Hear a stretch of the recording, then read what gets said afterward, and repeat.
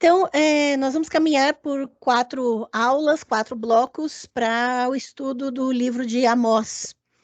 E é muito importante que a gente trabalhe esse livro em 4 blocos, porque a gente não vai simplesmente ver o texto corrido como está nas nossas traduções. Eu não sei qual é a base do hebraico que vocês têm. Então, a maior parte das pessoas geralmente acessa o texto somente em português, com algumas ferramentas para ajudar, dependendo do autor, de comentários que se usa, né? Há muitas ferramentas hoje em dia. A grande questão é que todos os livros eles são extensões dos seus autores. Isso significa que a, a, a visão que vai se ter do comentário específico vai reproduzir a lente do autor em questão. É muito comum também, mesmo que seja em faculdade, em universidade, os professores terem suas próprias visões a respeito dos textos e terem seus próprios métodos, né?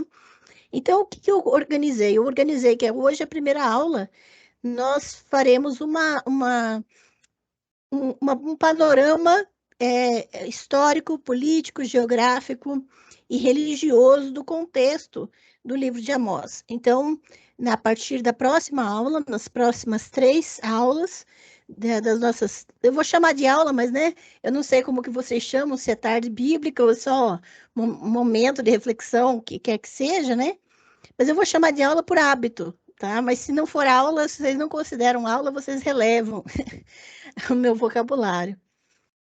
E então hoje nós vamos dar umas chaves de leitura, algumas lentes através das quais nós podemos interpretar os textos do livro de Amós. Então vamos começar especificamente com o material de Amós. Beleza. Então, nós vamos começar fazendo uma introdução a localizar um pouco o entendimento do que vamos ver. É importante a gente ter uma noção de que, geralmente, se estuda o livro de Amós primeiro em traduções.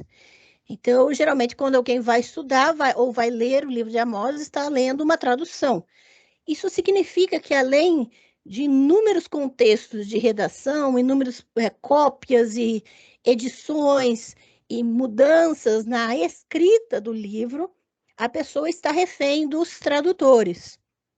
Então, você acaba se colocando na mão de quem traduziu esse texto, porque esse texto de Amós, como todos os demais textos da Bíblia, têm problemas de tradução e foram modificados por tradutores, de acordo com suas visões, suas ideologias e, principalmente, sua confessionalidade, ou a confessionalidade de quem está patrocinando essas traduções. É importante a gente ter essa noção. Então, quem paga a tradução determina como ela vai ser. E isso a gente acaba se tornando refém desses financiadores.